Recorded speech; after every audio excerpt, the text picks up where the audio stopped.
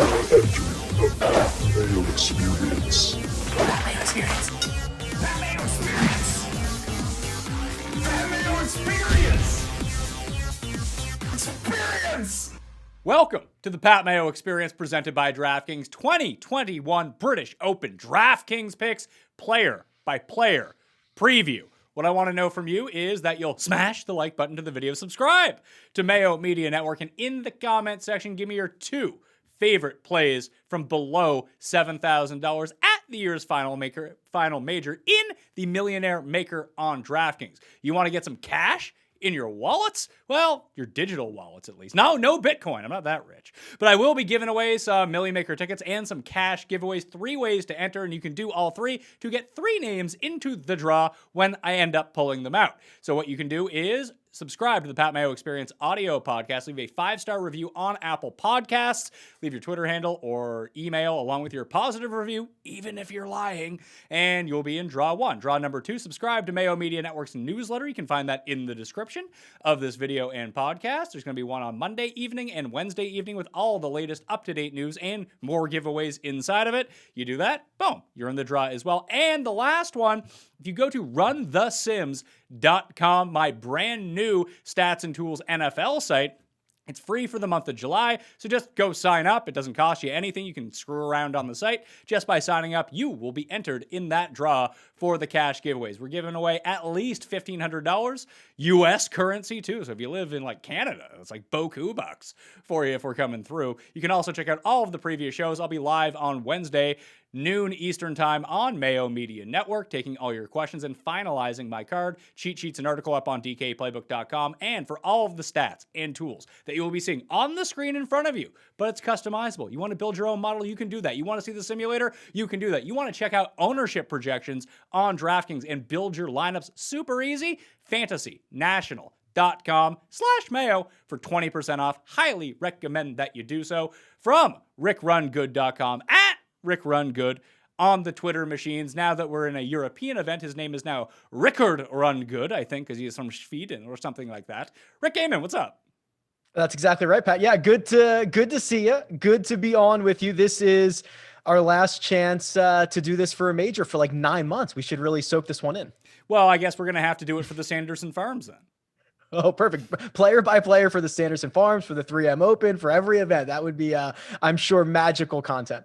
I'm just trying to think of what like scrub I've never heard of is going to be in Sanderson Farms. Be like, I don't know how this is going to go. When are you live on Wednesday? You're at like 3 p.m. Eastern? Oh, boy, yes. So I'm trying to think. This is still going at 3 p.m. Eastern on Wednesday. I was considering changing all of it because of the early start time, but I figured just better safe to keep it at the same time. Yeah, lineup lock is going to be at 1:35 a.m. Eastern time on Thursday morning, and you can watch the first draw, which they call it over there, on Golf Channel. It's going to be really good TV coverage this week. I'm super excited for it. This is the best covered TV-wise of all of the majors. Yeah, you get the world feed. The world feed's awesome, and then because there's nothing else going on in the world of sport here in North America during the middle of the night, you get coverage all the time. It's great. So lots of coffee being injected over the course of the next couple of days, trying to get my body acclimated because it's going to be long nights and early mornings, but it's going to be awesome. So if you want to jump to a player, you can hit the time codes and find that all. And if you want to play in the Pat Mayo Experience Listeners League, there are 5,000 spots. Most of them are gone as you are watching and or listening to this program. However, if there are any spots left, you'll probably want to do that. That is down in the description right now. If you want to play, it's rake free. It's $15, and it is the best tournament on DraftKings. Let's go player by player. Jon Rahm is up first. He is the most expensive player in the player pool for the British Open on DraftKings. And what we're looking for with Rahm is he won the U.S. Open, should have won the Scottish, and was winning the Memorial before he had to withdraw due to a positive COVID test. Those are his last 3 starts. Has an immaculate links record as well.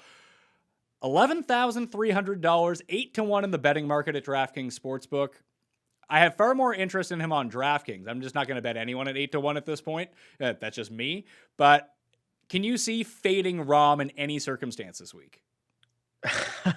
In any circumstance, sure. I agree with you that the way that there's a gap between his outright odds and, golfer number 2, that gap is not as clearly defined on DraftKings. So this is kind of the place you would want to play him. And with the soft pricing, especially as players continue to get added to this field, it makes it really easy to get Jon Rahm into your lineup. So it's going to be difficult to fade him in any significant way, just because in his last 3 starts, Pat, you mentioned this, he's been beat by 6 total golfers. He's been absolutely unbelievable. His game is well-rounded, which is what you're going to need at Royal St. George's. It's a mental test. It's a physical test. I am going to have a really difficult time avoiding Jon Rahm significantly this week. Do you think that Rahm will end up being the highest owned player above $10,000? Ooh, maybe not. I think Xander catches a ton of steam at these things. I think everyone's looking for, Jon Rahm just got his maiden major championship last month. Maybe Xander is headed that way. We're going to talk about him in a second, but he's moving away from the arm lock, putting grip seemingly. So I just think that with a little bit of a discount, people can be enticed to go to Xander.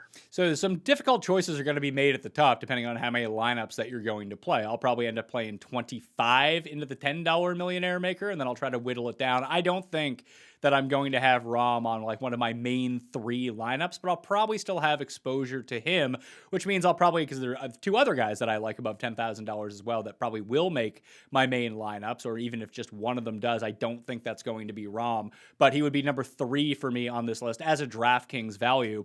We get into Rory, who is next, who seems a little bit overpriced on DraftKings at $10,900. He is Tim Andercutt's pick to win this event, so that's never a good thing for anyone. He's 19-1 in the betting market.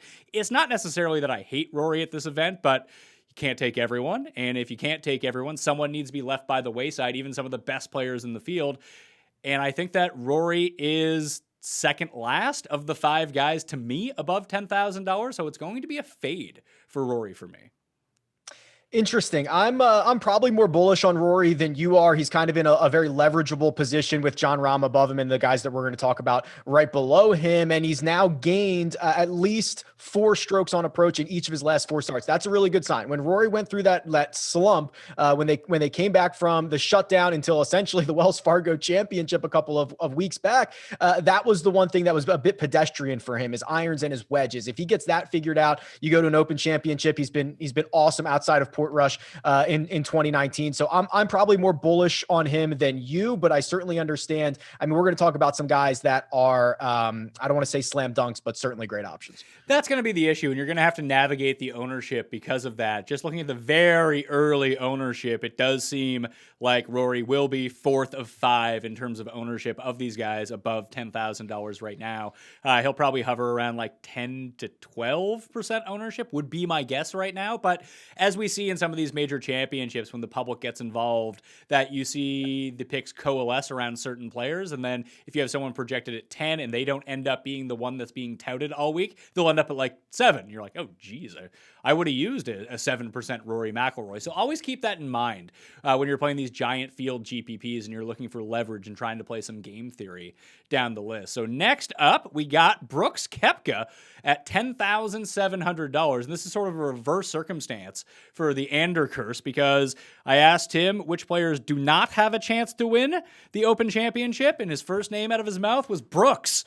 So that leads me to think that Brooks should probably be on your card. He is my favorite of the 10,000 plus guys. Even when you look back at certain trends in British Open history, that I want guys with good recent form and good British Open form. Brooks obviously has good form coming in, especially major form, although he did blow up a little bit at the US Open coming down the stretch. But hey, everyone besides Jon Rahm blew up coming down the stretch. Him, Guido, and Brennan Grace and Harris English were the only guys that didn't. And 3 of those guys weren't even really in the tournament for the most part. Anyone in contention kind of melted away. I guess Louis didn't really melt away. He ended up almost saving his ass on 17, but couldn't quite get there. It was at 16. Who even remembers? It was like a month ago. But with Brooks, we all know about his Challenger Tour experience, that he started his career in Europe. He is more familiar with links golf than I think a lot of people might think. And one of the big things that always sticks out to me with Brooks, when you play at a hard course, which I expect this to be, when you play in wind, and I expect it to be gusty, that he has a lot of creativity around the greens that he does not really get any credit for it. We just think, oh, it's bomb and gouge with Brooks. But when he's running at his best, I remember when he won at Shinnecock, like him getting out of the worst lies greenside and just getting it to 8 feet and making his putts. Like that's how Brooks wins majors. It's not just he's going to hit every green in regulation to 6 feet every time because he's hitting like a gap wedge into everything. That's just not how he plays. I think Brooks is perfectly tailored for links golf. It is a next level insane person take to pick the guy who has 4 major championships, is more under par than anybody by a mile at major championships, who's led or co-led more rounds of major championships than anybody in this like recent era to not win a major championship. That's pretty insane. I do think that, and I agree with you, Brooks is probably my favorite here in the 10K range. And there's been so much noise around him. There's been so much discussion around him. And I bet you if you just kind of ask casual players, you know, how has Brooks Koepka been playing recently? You'd probably get a lot of answers that he's been subpar. And it's insane that he has 3 top 5 finishes in his last 4 starts. 2 of them are major championships. He's seemingly getting healthier and healthier. He's leaning on the weapons in his bag, which is the driver and his ability to ball strike. I mean, this looks like a really good version of Brooks Koepka. And, you know, I have access to the world feed this week. He's been out there. He looks so good on the range, which I know is not a metric we should be looking at, but he looks focused. We know that he loves getting up for these events. I'm super stoked to get some exposure to Brooksy this week. Yeah, he's gonna be my most owned guy. He's one of one above $10,000, so I don't think we need to beat the drum on Brooks too much. He's gonna be very popular, but I think justifiably so. Dustin, not a guy who's going to be popular in the slightest. His betting odds have drifted. He might be like 5% owned on DraftKings by the time all of the ownership values end up coming out. I get it, though. I get why no one wants to use him. I don't want to use him. He didn't really gag away the Open Championship in 2011 when he lost to Darren Clarke, but he did hit it out of bounds on the par 5 coming home. He ended up losing by 4. That was just to put pressure on Clarke and really make it nervous for him coming down the stretch. He just wasn't able to do that, but he was very much in the mix. He's back to being the number 1 player in the world. I don't quite understand how that works, but hey, he didn't even play. He's back to number 1. Rahm comes in 4th. He drops out of number 1. So if you wanted leverage, Dustin is very clearly the guy, but I don't think I can get there with him. He is for sure the leverage spot. One of the big names who has a reasonable win equity, who is not going to be very highly owned. I've been kind of waiting for 6 months for him to flip this switch, and he has not yet flipped that switch. And it's not like his advanced metrics are all that horrible. They're fine. You know, the driver looks okay, but if you're paying for Dustin Johnson, you're expecting him to hoist the claret jug at the end of the week. I don't want a guy whose advanced metrics coming in are just okay. You're kind of just holding your nose and hoping you get the ceiling version of Dustin Johnson with no indication that we're going to get that version of him. It's more of a dart throw than anything. There are certainly worse dart throws in this field than a guy who is now the number 1 player in the world again, but it seems as if you would just be taking a game theory leverage kind of prayer approach at this one. The issue is I think that there is a better game theory play rather than Dustin from the top end if that's the way that you wanted to go. So the issue would end up becoming like, listen, he had an 8th place finish at the Genesis at the beginning of February. That was his last top 10, except for the Palmetto, which was like an absolute scrub event in South Carolina, where he kind of contended, then took himself out of contention. Like, that's just not the results you want to see from the number 1 player in the world. And, well, the ball striking has been like, okay. The putting has been really good, and that's kind of the scary part of all of it. Like, he's not posting great finishes, and he hasn't had one of these bad putting weeks since concession when he lost 10 strokes on the green. Basically, he's been like positive in 7 of his last 8 starts. Like, that's the worrisome part, is that he's getting the putting and the results aren't coming. Yeah, he's not taking advantage of the weeks that he's actually rolling the rock, which is the complete opposite of what you would want. You would want those to be big time contending weeks, and he's just not doing it. You're right. I mean, there's nothing overly bad to say about Dustin Johnson. There's just not a lot of great stuff to say about him outside of the fact that the last time he played here at Royal St. George's, you mentioned it, he was in contention. He was 2 shots back before he sprayed one wide right. And like, that was 10 years ago or 9 years ago or whatever. I'm just not nearly as optimistic on Dustin Johnson as I would like to be at this moment in the summer. Xander Schauffele is $10,000. He's the 2nd in the betting market right now at 18-1 on DraftKings Sportsbook. Expect him to be popular. He's the cheap guy. guy who's pretty safe at the top of the DraftKings board. Is he going to win? Probably not, because he doesn't ever win these things. Maybe he'll finally break through. Who knows? But he has kind of the perfect game for Open Championships. The results have come along with him in all majors, especially the British Open. He's coming off like a pretty decent week at the Scottish Open. It just feels like if you're playing a cash game, this is where you start. In GPPs, it's either going to be him or Brooks is the highest owned above $10,000. Can you see fading him? Because I actually like Xander as a DraftKings play here, despite me not going to bet him. Interesting. He's going to be very popular. Now I think that's warranted, right? I'm looking for an all-around player. This is a true test. I think you're going to have to drive the ball well, but you're going to be tested in every single facet. Xander checks off that box. If you look at contending in big time events, while he hasn't won a major championship yet, contention, no problem. Xander checks that box. The trial of the arm lock putting stroke has not gone well. He's actually been a worse putter after going to the arm lock, and what we've seen from him very, very early in this week on the putting surfaces at Royal St. George's is he's no longer using that stroke. So that's almost like an extra box. So I think I would rather fade Jon Rahm than Xander Schauffele? That's kind of a crazy thing to say, but it does save you the $1,300 and allows you to create a really interesting high upside lineup if you go with Xander, even though he's going to be incredibly popular. I'm in on Xander. I will be using Xander. Probably not as much as Brooks and not as much as my favorite play, my pick to win for this tournament. I'll just go overweight on him because you're going to have to, because he's going to be pretty popular even in the betting market and DraftKings pricing. But you brought up something very interesting in terms of lineup strategy this week. I think there are plenty of guys, even $6,500 and below, that are viable at a tournament like this. Now, will I pick them right? Probably not. It's me. But I do think that when you look at the top 20 Sunday afternoon on the leaderboard, that you're going to see a couple of these guys from down there that are like, oh yeah, it's the British Open. This always happens. Yeah, right. Yeah, we know those names are going to be there. It's just a matter of picking the correct $7,000 or $6,800 guy or whatever it might be. Going with Xander over Rahm gives you a bit more flexibility in some of those names. But yeah, it's a deep field, and this is I think more than most majors, Pat. This is kind of a wonky one. The margins are very, very small. What you're going to see at Royal St. George's is there almost every driving hole there's a little bit of risk reward. Whether the risk is taking it on an aggressive line over a pop bunker, and the reward is you get one of the few flat spots on the fairway. You're going to see that a lot. So the opportunity to take a little bit of risk reward on every single hole adds up. If you're on the right side of all of those, it adds up. If you're on the wrong side of all of those, it adds up. I think we're going to see very high scores. I think we're going to see very low scores, and which means that some of these wonky guys from the bottom are certainly going to be making noise throughout the entirety of the week. Do you think that you're more prone to building lineup stars and scrubs and going down into the sixes for even two guys and then getting Rahm and pairing him up with another top end guy? Or do you think that starting with Xander or starting with Justin Thomas or whoever and building a balanced lineup where your cheapest guy is like $7,200 is the proper way to go? Because I have no idea.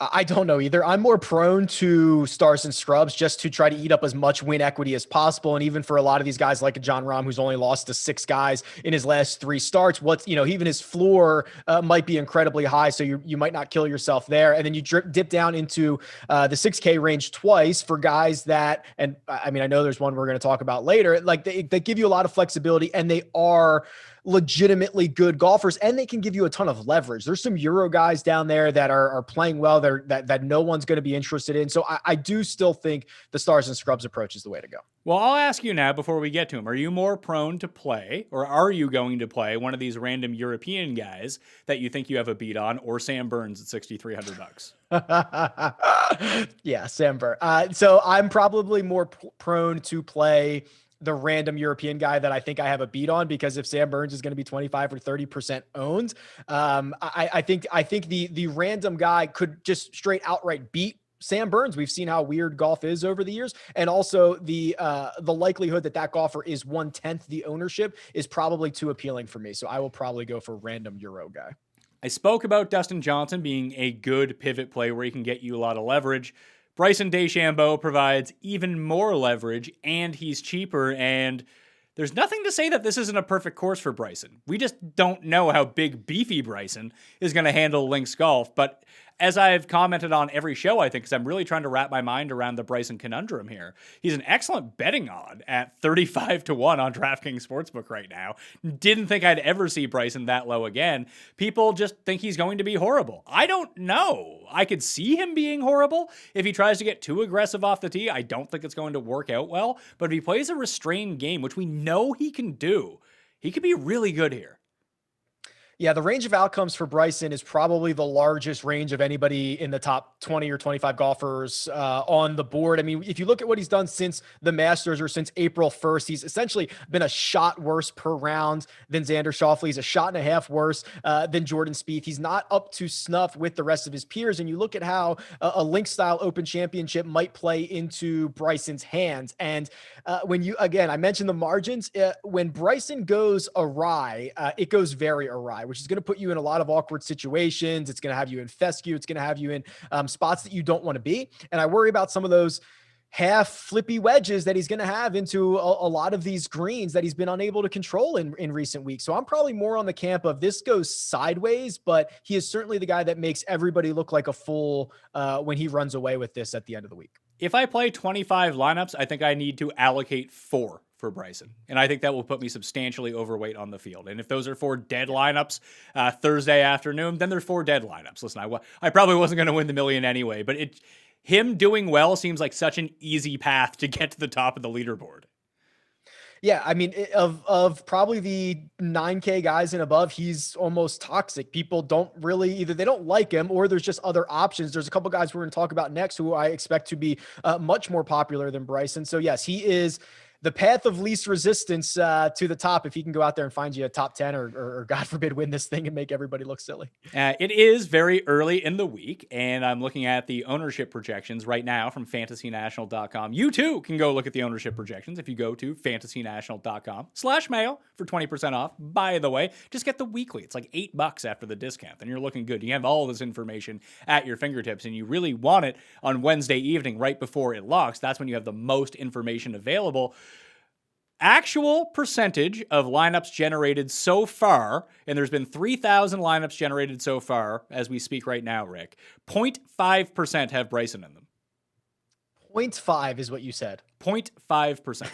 Okay, it's going to be higher than that. Yes, I agree. It is even worse than what I had no idea what you could have said that I would have been like, wow, that's really low, but it would have been like 6%. I would have been shocked at. So if that is the sentiment this early in the week with probably not much changing over the course of the next couple of days, Bryson is certainly going to be your leverage spot. I think that if he's below 5%, I think he becomes a blind play. That's probably right. He's already a major champion. The upside is just as good, if not better, than everyone else's. When we have thought he wouldn't play well in the past, I'll talk about myself at Winged Foot. He went out there and won by 5 or 6 shots. So yeah, there is going to be a number, and sub 5% is a really great line to draw. If he's coming in there, let's just fire him up. Let's see what happens. Well, the big thing too is you talk about the flip wedges, and those have been a real problem for him, but I think they might actually be okay at a course like this, because if he can figure out the angles and actually get it down, a part of his problem with his wedges is just he doesn't fly it properly. So we saw it at the U.S. Open, like even during the rounds when he wasn't playing horribly, aka the back 9 at Torrey Pines, his wedges were still like really horrible because he kept trying to sky it so high and get it to stick, and that just wasn't working. He didn't have it down. I think that he's going to know that his best path from 80 yards and in is to play bump and runs up onto these greens. I will give him credit. He doesn't try to be creative, but I think he's more creative than people give him credit for. He wants to be the engineer. He wants to have all the math figured out, but he is more creative than I think people want. If you look at that one of the buckets, 50 to 125 yards is 199th on tour. We can split that up in a couple of different ways, but I listen, I could see a path. I could see a path for Bryson winning this, and I could see a path for this turning super, super ugly and him going home early. That's the huge range of outcomes that if you're trying to win $1 million, you should be trying to embrace. If you're trying to double your money, you should probably avoid Bryson at all costs. Yeah, if you're just trying to win cash games, don't take him. If you're concerned about entering a $10 millionaire maker, making $20 off that entry, you probably don't want Bryson. You want to make $1 million off of it? Bryson could be the perfect option for you this week. Let's move on to the next player, Jordan Spieth, who is my pick to win this event. I am not alone on that. I think that everything is really shaping up for him perfectly. It'd be one thing to say, oh, well, he comes in bad form, but he has good Open Championship experience. Maybe we'll use him. Well, he does have good Open Championship experience. In fact, he, Rory, and Brooks are the only 3 players in this field with 3 top 10s in their past 5 Open starts. And this is the best he's been playing since he won in 2017. I think we all kind of see, it's like you said with Brooks earlier. If you just asked people and polled them, how do you think Brooks is playing right now? They'd be like, not very good. Although he has 2 top 10s and majors in his past 2 starts. Spieth, since winning, has just been kind of off the radar. Like Brooks versus Bryson drowned it out. Phil winning a major drowns it out. Rahm winning a major drowns it out. Rahm getting COVID and having to withdraw drowns it out. But Spieth has been definitely one of the most consistent players, even since his win at Valero 6 starts ago. Yeah, I mean, and even the weeks that were poor, which weren't really that bad, 30th at the PGA Championship, 18th at the Memorial, 19th at Torrey Pines, were those like great fits for him? I'm not sure they necessarily were. This is an Open Championship where I just mentioned it with Bryson. You have to be so incredibly creative. You know, the way the wind comes in and how it might change over the course of the week, all 4 par 3s play in opposite directions or in different directions so that you have to really think through every shot. Jordan Spieth at times neurotic, at times paranoid. That is the type of mentality and personality that plays really well at an event like this. Like you have to be really concerned about every single bounce, every single spin or rotation of your ball. And he is, and he's playing awesome. I mean, since the start of the year, he's outside of Jon Rahm, the best player in the world. So yeah, I'm with you. I've not made my official pick to win yet, but Jordan Spieth will absolutely be on that short list when it's time. Justin Thomas is up next. He couldn't quite come through for me at the Scottish Open when I laid a 20-1 number on him. He's 20-1 again this week, which is kind of crazy considering the field was far weaker a week ago in Scotland. He just had a really bad Saturday, and that took him out of contention. But other than that, he kind of fired on all cylinders. The irons were the things that weren't up to snuff, which is really intriguing with Thomas to be considered probably along with Morikawa as the best iron players consistently in the world week after week after week. I don't know if I like Justin Thomas here. I think that he'll be fine, but that's about all I can get to. And we have to start fading a lot of these players after Spieth in the 9,000s. I don't know how super interested I am in any of these guys. I've got at least one more guy I'm pretty interested in, but his name's not Justin Thomas. So in this range, Thomas is probably 3 or 4 for me. I'm a 5 out of 10 in terms of excitement. The fact that in his last 4 starts on the PGA Tour, we haven't seen the approach game be as solid as I would like, although the putter is starting to find some dividends. I think you're right. You just have to start crossing names off this list. And since his win at the Players Championship, JT hasn't been all that inspiring. Could he win? Of course. But if he does, I don't think I'm going to be all that invested. Is Louis the guy that you're going all in on? Because he's next up in the pricing. This is a really strange circumstance for Louis because he's always kind of the ultimate leverage play at majors. Yeah. He's always $7,900 and everyone looks at him being like, I don't want to play Louis. But now he's $9,300 and he's going to be one of the highest owned guys coming into this. And that's not to say that he can't win or come second or third or whatever it might be once again. But if you get a chalky Louis, I'm afraid I'm going to have to be out on that. Me as well. Louis, not that guy. There's a very specific rule for Louis Oosthuizen. When he's 7%, let's go. When he's 27%, we're usually out. He's been, to his credit, on a phenomenal run. We're at kind of a critical mass point with him right now with a couple of runner-up finishes in the top 10s coming into this event. And now you put him at an Open Championship, the only event he has actually won, and people are going to be foaming at the mouth for him. And that's just, to me, we've got a couple of youngsters coming up that have caught my attention, and Louis is just going to have to be a sacrifice on my list. Let's talk about the weather for a second and how this impacts building DraftKings lineups this week. Would you feel comfortable building lineups on a Monday or a Tuesday without waiting until the very evening of Wednesday just to see what that Thursday weather looks like? Probably not. The caveat is the weather can change very, very quickly on the coast. We've seen that a lot, but that is going to be a big part of the story this week. It's going to drive the scoring averages one way or another. And I want to at least have as much information as possible. If it's Wednesday evening and it doesn't look like there's an edge to Thursday morning or Thursday afternoon or anything like that, so be it. But I think that you have to at least give yourself an opportunity to have that information, and building lineups on a Monday doesn't give you that opportunity. It doesn't. And I wouldn't even look at Friday. I've updated the weather 3 times already today, and it's changed all 3 times. Although Thursday does look like it's going to be gusts up to 36 miles per hour, which I just can't wait for. Although I'm going to be ruining those words once I take a look at the leaderboard and all my guys are in last place somehow. But there are 2 different ways to play this. You can do the AM, PM type stacks and make sure you just take 6 guys who are out on the course early or take 6 guys who are out on the course late. But I even talked about this in my column this week on DK Playbook about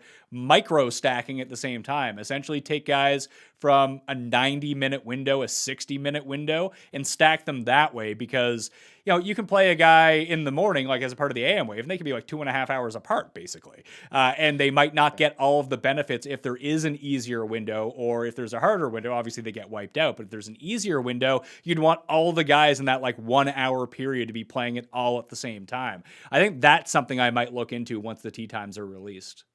Yeah, and there's so much that we can't control, right? Or we can't even try to predict if your guys are getting to the exposed holes at the right time or the wrong time. So at least giving yourself, 60, 90 minutes, I think that's a great window to at least try to get it right. And if you get it right, great. And if you don't, well, sorry, stinks for you, but at least you gave yourself an opportunity because this weather, I mean, just go back and watch it. Watch the highlights from 2011. It's like, oh, here's the morning wave. They're blowing sideways. It's 40 miles an hour. These guys look miserable. Dustin Johnson comes out in the afternoon and shoots like 4 under par and gets himself back in contention. Like it changes very, very quickly. Colin Morikawa is up next, the PGA champion from last year. This will be his first Open Championship. If conditions are benign, I love him. I think you want to play like Justin Thomas and Colin Morikawa. That's a great way to start your lives at $96 and $9,200. I do worry about his game a little bit if the conditions are up, it's super windy, and all of a sudden he's having to play like worm burners up hills to the left of the green to get it to roll back. Not to say that he's not a creative player. I've just never seen him do it before.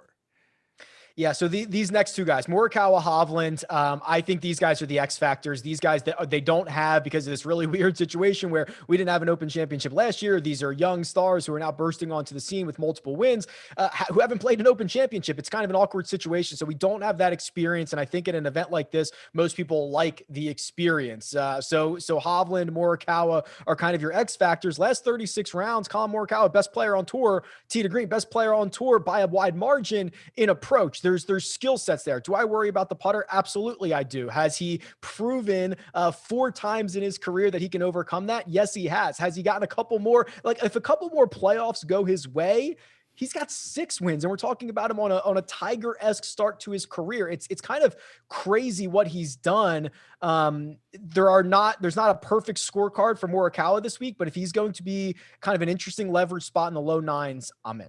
I think that he is going to be higher owned than Hovland will be, which is not a statement that I thought I would make a month ago, but that's the way that it's shaping up at the moment. Hovland is next on the list at $9,100. I think that Hovland's game might translate a little bit better. I mean, he is European, albeit from Norway, not Britain, but he has a bit more Euro Tour experience, maybe played a few more links courses throughout his days. And the one thing about Hovland that we've seen, and it's been proven, no matter how hard the course, he's going to make his birdies. He's going to make horrible bogeys because that short game is not the greatest, but he can make it up DraftKings-wise, at least, with a lot of scoring. I think he is the better leverage play here. Yeah, so this is the guy. This to me, so Hovland is a hair more well-rounded. The short game, he's improved. He's now like a 0 around the greens, which for him is great. The putter can get hot. There's a couple of more things. The WD at the U.S. Open, I wonder how people will view that. Remember, he got sand in his eye, really weird situation. The other things are, where are his wins? So Puerto Rico, Mayakoba, which can get blustery. No problems there. He won on the European Tour a couple of weeks ago, and he's a grinder. What was it? I think it was Thursday at Augusta National, tripled his first hole, played himself back into contention, took a big number on number 9 on, I think, Saturday or Sunday at the concession, ends up finishing runner-up. Like, he's a grinder. I like that mentality at an Open Championship like this. So of these, kind of leverageable 9K guys with no experience like this, I'm really stoked about Hovland this week. Yeah, getting single-digit ownership on Hovland is not something I expected coming into the week. And then we'll get down to the next player, the guy that rounds out the 9s, Tyrrell Hatton.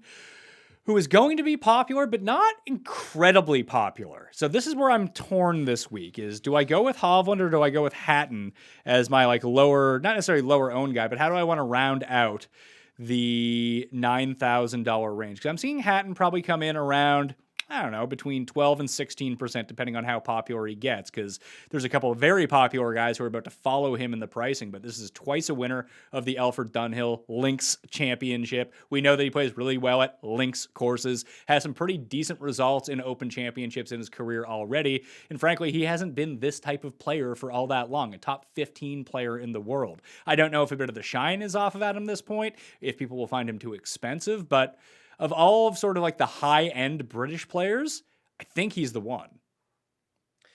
I think that's right. I'm probably not as excited because I think his ownership is going to be 18, maybe 20%. I guess we'll see how it shakes out over the course of the next couple of days. But this is where we start to give, whether warranted or not, the bumps to the Euros. You know, you're going to see it here with Tyrrell Hatton. You're going to see it with Matt Fitzpatrick. You're going to see it guys further down the board like Justin Rose and, Ian Poulter, just these guys that, oh man, we're in Europe. Let's play the Euros. And it's not the worst take in the world, but I just think they get a little bit of an artificial bump when, Hatton's game goes everywhere. I like his game a lot. I don't think I have to be part of that artificial bump. I'll probably avoid him this week, maybe not full out fade, but I'll certainly be underweight on him and just, fingers crossed he doesn't come back and burn me.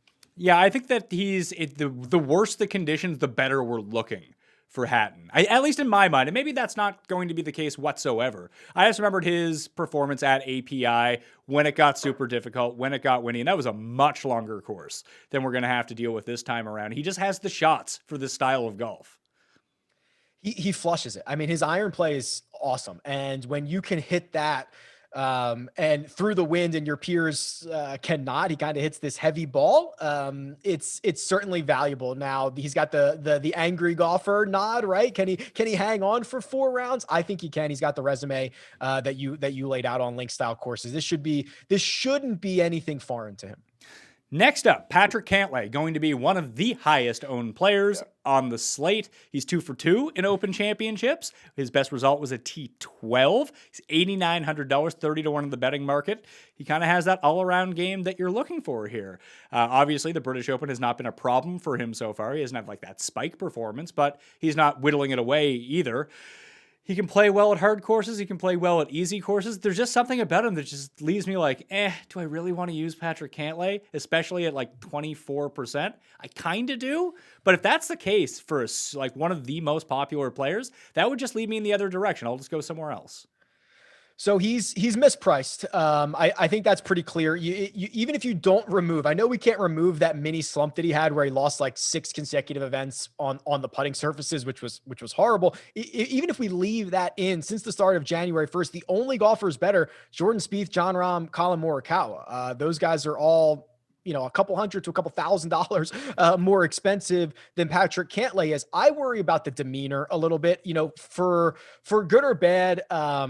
He's kind of this low-key guy. I'm not sure he is as creative as I would like. I'm not sure he is as linksy as I would like. When you kind of compare him to someone like a Jordan Spieth, who we know can play a lot of different ways, I'm not sure Cantlay can. Now, the good news for him is the way he does play is really good for a lot of American golf, and he's going to win a lot of golf tournaments. I'm just not as convinced that it translates to this side of the pond as successfully as what we've seen maybe over here in the States. Well, what about the next guy in the pricing? Patrick Reed, an official lifetime member of the European Tour, is $8,800. Fantasy National users are generating a lot of lineups with Patrick Reed in them. Feinberg and I talked about betting Patrick Reed to win this event. I think if we're going to consider Spieth to be one of the favorites here because of the style of golf that he plays, I think that Patrick Reed is very close to Spieth when it comes to creativity, especially greenside. For sure. And I'm glad you brought up greenside because, I run the course model and I look at the stats that are most closely correlated with success. Now, we don't have the same course here, but at Open Championships, the most closely correlated stat to success has been strokes gained around the green. And we know that Patrick Reed is phenomenal there. Next up, there's a pretty big gap, but next up is strokes gained putting. We know Patrick Reed fills it up. We know he's a big game hunter. I would probably prefer to allocate my shares, my investment, my hard-earned dollars to this Patrick than the one above him, Cantlay, because of those reasons. And yeah, he's got a go-to shot off the tee. He's very intriguing. I get it for sure. Yeah, I'm in at $8,800. $8,700 is Hideki Matsuyama. He has withdrawn, so don't use him unless you're playing me or Rick in head-to-heads, and use all the Hideki that you can handle. Paul Casey is $8,600. This is a price increase for him in majors. He's not his just lock him in at $7,700 and be on your way. I debated Feinberg with this on my show when we talked about outright betting. I don't like Paul Casey at British Open. St. Andrews, I feel, is so much different than the rest of the courses in the Open Rota that Paul Casey has an American-style game, a lot like Patrick Cantlay does, that I would prefer him at PGA Championships over British Opens. I would prefer him at PGA National over British Opens or PGA Championships. Yeah, I like Casey in Florida, maybe not necessarily in Europe. It is interesting. You know, he is not a good putter. That's well documented. Bentgrass, his worst surface. It's somewhat close. But yeah, I just don't know what the upside is, right? I mean, I think he can hang. I think he can finish inside the top 15, but I think this also could go sideways, which is what we've seen from him. And we don't even get, the $1,000 cheaper price. It's to me, he will still be popular. You look at his last 6 starts, the least popular he's been is 13%. He was 28% and 18% in his last 2. I can't get there. No, thank you. Yeah, I'm going to be out as well. Just looking back at his Open history, obviously he lost to Louis in 2010 at St. Andrews, came in second place. Since, his best finish is an 11th in 2017, and that is by far his best finish. Yeah. It hasn't been pretty. And I don't know if there's a specific reason. I kind of like your take that he has more of an American style golf, which kind of we're going to give the nod to some of these Euro guys. The European Tour doesn't play on true link style courses every single week. We should consider that. They play all over the world. They play in Dubai. They play a lot of different places. But yeah, I think at this point, for how long Paul Casey's been over here, he is not quite up to snuff on the link style Open Championships. And even when you see Paul Casey picked up a win on the European Tour earlier this year, where? In the Middle East. So not the best corollary, like you mentioned. Will Zalatoris is next on the list. Happy Gilmore's caddy, if you don't recognize him.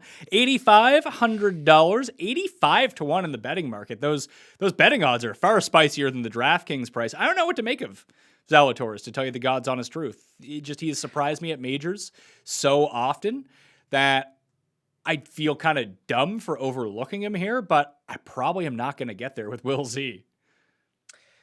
I am also torn. I'm probably a hair more bullish. I think that his recent results, listen, he was a bat out of hell after the U.S. Open in 2020, and he just went on this unbelievable run of golf. And the fact that he's got 3 straight events where, 59th, missed cut, 77th, it's not all that bad, right? It's 3 events out of the 15 or 20 that he's played up here recently. I think this is kind of an opportunity to maybe get him at a lower number. He is still an excellent ball striker from tee to green. He's great. It's always a question of whether he's going to putt well enough, and he hasn't blinked in major championships, and he hasn't blinked in big time events. And I think that's worth something. So I'm probably a hair more bullish than you, Pat, but I'm certainly treading carefully here. Zalatoris gained over a stroke per round at the Scottish Open last week, lost every round around the greens, lost every round on the greens. When we talk about players that are like first timers or don't have the experience, he strikes me as a guy who doesn't have the required experience just yet. Maybe next year it'll be a completely different story, but I need to talk myself into a reason to fade him, and that's going to be my reason. Which is fair. And everybody has their reasons. Experience is important. Now it's a little bit different because we go to different courses all the time, but the conditions, the setup, the style is all valuable. Tony Finau is next with one of the best Open track records of most players in this field in terms of consistency. He's everything you want for Xander, but for like $1,500 less now. And here's the weird thing, at $8,400, no one is using Tony Finau for the first time in a major in forever. Yes, that was my takeaway too. Tony Finau at major championships was almost a free space at times. Not only because he could finish inside the top 10, but because he could make a lot of birdies en route to that. Now we get a situation where, coming off of back-to-back missed cuts, no one really knows what to do. I'm a little bit concerned because he's lost strokes off the tee at the U.S. Open and the Travelers. You have to lean into your weapon. If your weapon is a driver, that's a really good thing. So if we think that he can kind of revert back to the version of Tony Finau that we saw kind of from Riviera and the weeks following that, he would be maybe the most mispriced guy and the best leverage play. You kind of have to take a little bit of a leap on him, but if this is an opportunity to get Tony Finau under-owned at a major with great history, and we're only asking him to get back to drive the ball well, and we know the putter is going to be a question, I'm not sure that's that much of a leap for me to even take. 4 appearances in the Open Championship, no finish worse than 27th, 3rd and 9th the past 2 British Opens. I think this is a leap of faith that I'm just going to have to make. I'm going to have to pull the Indiana Jones from The Last Crusade, close my eyes, and just go out over that endless pit, and hopefully there's just a magic bridge that all of a sudden is there. Then I can go meet that old man, then I can choose correctly, and all of a sudden I got $1 million. I've never seen that, so you lost me on most of that. But I like you. The Whoa, with the $1 million. Oh, and you've never seen Indiana Jones and The Last Crusade? I've never seen a lot of movies, and I've never seen that. No. Oh my God, give your head a shake, Rick. What are you doing over here, pal? It's tough. That's a real tough scene. So all those gifts that go around, you just got no idea? I mean, listen, I appreciate the effort, but yeah, no idea. Or the Star Wars ones either. Those are over my head. Interesting. Okay. Yeah. So I'm in on Finau. Webb is next at $8,300. Can't play, like, listen, we're trying to make distinct fades or plays. If I'm playing Finau, I feel like there's a group of guys here at the bottom of the 8s and upper 7s that I'm trying to find leverage here. Webb is leverage if you want to play him. He'll probably be like 8-9% owned, maybe even less at this point. I still think I'd rather have Finau over Webb. I think I would too. I was really looking for reasons to get to Webb. I like Webb. I think that this was a spot that he could be deployed as a big leverage play, as you mentioned. I'm just more concerned. I mean, we haven't seen him play a lot. He had the neck injury. When he has played, he hasn't played well. Is this a great spot for him? Debatable. His Open Championship history is fine. He's like hangs in the 30s and 40s for the most part. So I just think he's fine. And for 8,300 being fine and being sandwiched between Tony Finau, who I think is a much higher ceiling leverage play, and a guy we're going to talk about in just a second, Scotty Scheffler, I don't know how I get to Webb that it's not just a dart throw, which I think is not great. I think that Scotty Scheffler, who's next in the pricing, is soaking up all the Finau ownership this time around. That makes sense because he's played well at big time events, played well last week. He's starting to mature. Now he goes into the no experience bucket, if you want to talk about that. So that's certainly a concern, but it makes sense that Scheffler is the guy that's eating it all up because of the 8th at the PGA Championship, the 3rd at the Memorial, another top 10 at the US Open. He's been over there in Europe. It makes a ton of sense. I would rather play him over Webb, even though I know it's chalky, or you pivot off him, you go to Finau. So Adam Scott is next. Another one. That's the second of Tim Andercutt's picks to win this event. I was initially very intrigued by Adam Scott coming into this event. As many people will say, he's kind of owed a British Open at this point, based on some of the close calls that he's had. Just very good at links golf. I don't know how. He's putting the absolute lights out recently, which is not something you really expect from Adam Scott. I just don't know where the state of his game is. I actually think he's going to be sneaky more popular than you think. I think he's going to be a very touted sleeper this week. And an over-owned Adam Scott is fine if you want to go down that route, but I think that will now put me in a position to get away from him. Yeah, people are going to run out the Australia narrative. They tend to win in bunches. Lucas Herbert, Cam Davis, maybe now it's Adam Scott's turn. I just don't think he has much of a ceiling. We have seen him make essentially cut after cut after cut since the tour returned. He's been phenomenal at making cuts. He's been mediocre at getting inside the top 10. In fact, he doesn't have one since his victory at Riviera, which was February of 2020. And he's been okay, I know he has one. Farmers Insurance Open. He finished 10th. That's the only other one. I just worry about his ceiling here. I'm not trying to play a guy who's going to likely finish between 25th and 45th. So that brings me to the very next guy on the list. Justin Rose is $8,000. We're talking about leverage. It's almost a hold my nose, click the button, and go with Justin Rose. He has 2 top 10s and 3 majors so far this year. Those are the only tournaments he's really played well in whatsoever. And if we're just talking about being crafty, understanding links golf, playing well in Open Championships, it all just kind of points to him. There are 2 guys that I feel like are the Louis of this tournament, of around this price range. No one wants to play, and will just end up being there. You're like, man, why didn't I play that guy? I think that Justin Rose is that guy. I am not a Justin Rose guy. I think even those finishes that you're referring to are a bit of fool's gold. The 3 top 10s in major championships. He gained 11.7 strokes putting at the PGA Championship, 4 shots better than any other event he's ever had in his career. The 2020 PGA Championship gained 7 strokes there. It was his fourth best putting event. The Masters from April, where he just went out like a bat out of hell on Thursday, got to 7 under. I think he stayed there for the rest of the week. He didn't really play well enough the final 3 days. I just think it's a lot of fool's gold for Justin Rose. While he will offer leverage, I do not believe I will be the one taking advantage of it. I will. He has 2 top 10s in his past 6 open starts. He's made all 6 cuts in that time and has 1 finish worse than 23rd. And that's all I really need out of him this week. If he can just squeak his way to like T11, I think that's pretty good for this price point. Yeah, I mean, it would certainly be worth it. I'm not sure he can get there. I hope he wins you $1 million. Yeah, the Finau Rose lineup's looking good. Tommy Fleetwood is exactly the same price, who is going to be substantially more popular, I think at least, than Justin Rose. Is the shine off Tommy Boy at this point, or will people just inevitably go back to him because they do it every single major?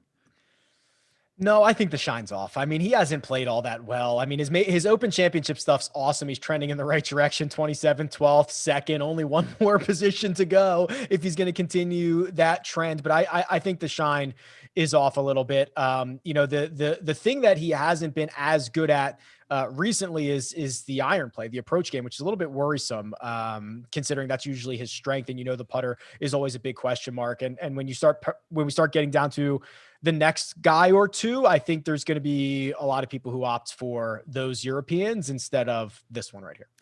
Tommy at the Scottish Open gained a little bit with his irons, lost a bunch with his driver, chipped and putted the lights out. So if you're wondering how, he didn't even finish inside the top 20, but that's how he ended up doing it throughout the course of the week. So I will go with Rose over Fleetwood, hopefully at 1/3 the ownership, because I think that Rose will be the guy that gets squeezed out from that lower $8,000 range. Matthew Fitzpatrick now becomes an interesting one after his performance of almost winning the Scottish Open. It's a very fair price. He's pretty popular in DraftKings circles to begin with. $7,900, 30-1 to win this event because of what he just did over the weekend in Scotland. So when you look at odds versus pricing, he's going to be one of the most mispriced players in the field. And I think that's just going to translate into a lot of ownership. It's not that I dislike Matthew Fitzpatrick here, but I have to ask, has he ever contended in a major in his career? Contended? No, I don't think so. He's got some decent finishes, but I'm not sure. I never remember a moment where I was like, wow, Matt Fitzpatrick might win a major here. I don't think he's actually contended now. Me neither. I think he's more of the Kuchar backdoor top 10 guy, and that's irrelevant to the fact that he can go out and win. He's playing some good golf right now. We know he plays well on links golf. We know he plays on hard courses. He's creative around the greens. He's kind of like you're just checking boxes. You're going through the entire thing here. But I need to get a gauge on his ownership because I could see him being the guy that spikes all week.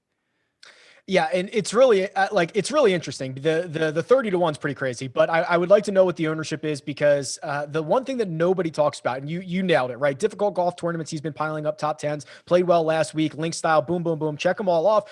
He has not lost strokes off the tee on the PGA Tour this calendar year. It's July. I mean, that is an improved part of his game that is allowing him to play from the correct position off the tee frequently. And then he's been able to take advantage of that. So that's easily the most improved aspect of his game. The rest of it was always pretty strong. He's going to be popular. I'd love to know what he's going to check in at on I almost said Thursday morning. I guess it's Wednesday night, Thursday morning. Yeah, it'll be very, very, very early. It'll be Wednesday evening for you. It'll be very early. Yes. It'll be 2:30 a.m. in the morning for me in my time zone. So Shane Lowry's up next. I'll probably fade Fitzpatrick. Lowry is more appealing to me, but at the same time, despite the fact that his approaches have been fire now for about 5 months, and I've been kind of riding him in some of the other major championships.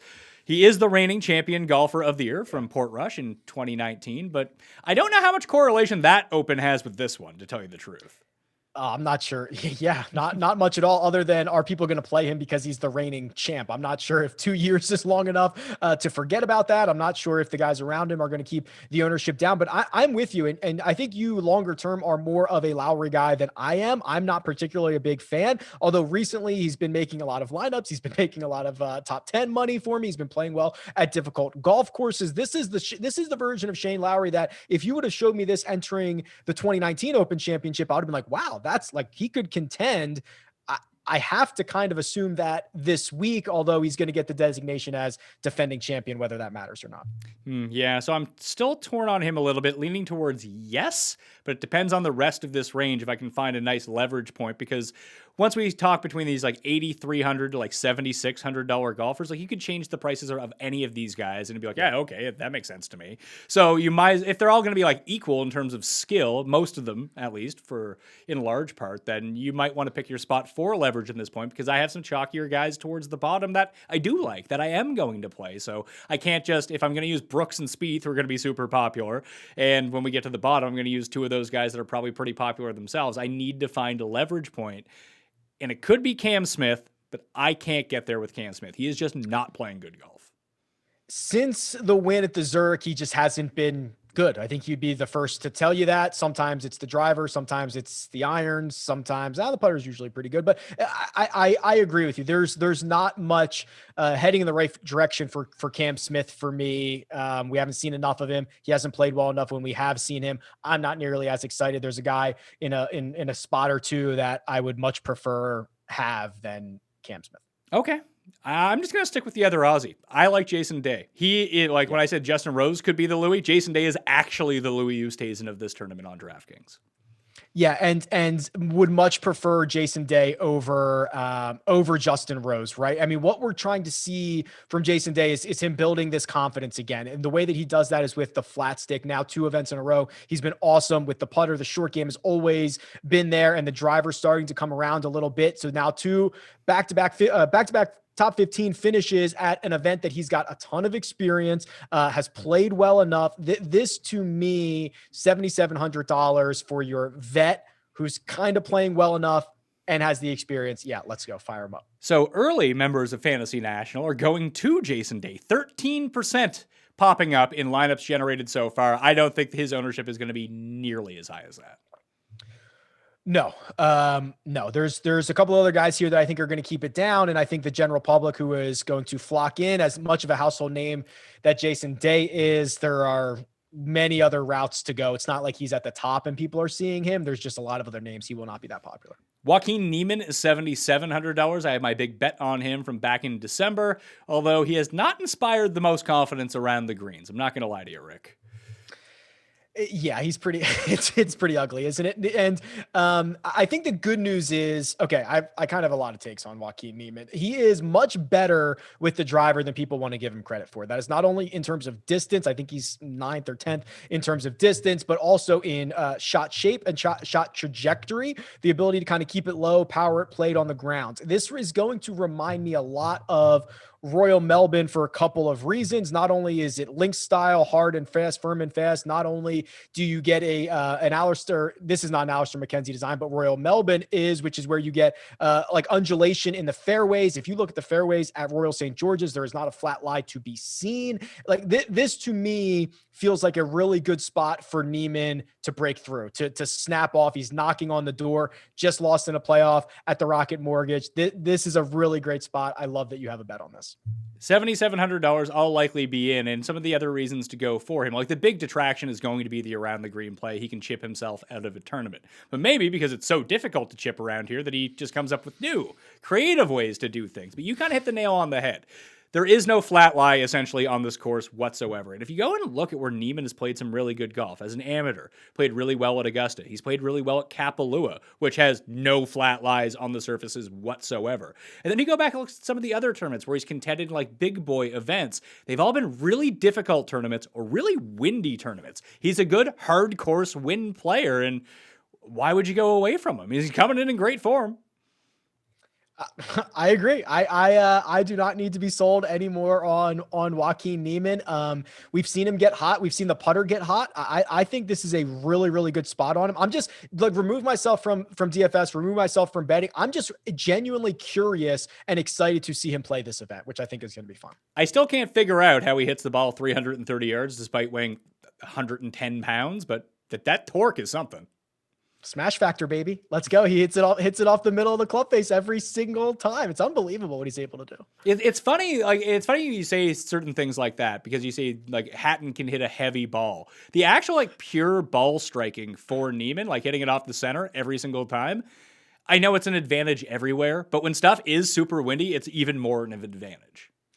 Yeah, I mean, think about it. It's kind of a parallel argument against Bryson too. Bryson swings it so hard that when he's a half a degree off, it goes 30 yards left. When guys who don't have swing speed like him hit it a half a degree off, they're still on the right side of the fairway or something like that. And it's similar for this. A non-solid piece of contact on the ball will only be exasperated by wind, and that's what you see at these events often. So yes, all these guys hit the center of the club face a lot, but some of them do it even more frequently than their peers. Objectively, Mark Leishman should be a really good play at $7,700. I think he's going to be low owned. We know how well he does in the wind. He's shown up at major events in the past. They even lost in a playoff at an Open Championship, albeit at St. Andrews, which, again, I don't think really resembles many of the other Open Championship courses. But still, he's had a modicum of success in England over the years. But, I mean, that's in Scotland. But, on the British Isles, how about that? I just can't get there. I have no feel for him, so pass. So I mentioned the range of outcomes for Bryson at the top being large. This might be the largest range of outcomes in like the sub, the $7,000 to $8,000 range. I find him very hard to predict. He doesn't seem to foreshadow a lot of his good results. He doesn't seem to foreshadow a lot of his poor results. I think he is just as likely to miss the cut as he is to finish inside the top 10. And for that reason, it's hard to get excited about him. And I probably won't be able to get there, but it might be a blind spot for me. I'm unable to handicap Mark Leishman correctly. Abraham Ancer, the Mexican Allen Iverson, had a little bit of a blip at the U.S. Open, but that's really been it for him. His past results: 4th at the Travelers, 14th at Charles Schwab, 8th at the PGA, 2nd at Wells Fargo, 5th at the Valspar. He does it all through ball striking. Not the best around the greens, but his one win did come in windy conditions in Australia. Played really well at Royal Melbourne at the President's Cup 2 years back. It points to Ancer being really good. And it's not for me. Yeah. Did we think that he was going to play well at Torrey Pines? Not no. really. It's sort of like there's a couple guys in that bucket. Like, no one expected Webb to play all that well. Like, anyone who doesn't hit the ball like a mile. I mean, Morikawa overachieved in my mind, but that's because he's so good with his irons. Yeah, he's special. So you look at Abraham Ancer, and now even with the miscut at the U.S. Open, in terms of strokes gained ball striking, which is off the tee plus approach, he has not lost in any event since the Sony Open. That was in January for those keeping track at home. Also, I think he's got that. I really do like the connection to Royal Melbourne and the President's Cup this week. He played well there until Tiger just buzzsawed him on Sunday in singles. But yeah, I mean, outside of a place that he probably should not have played well at, he's been phenomenal.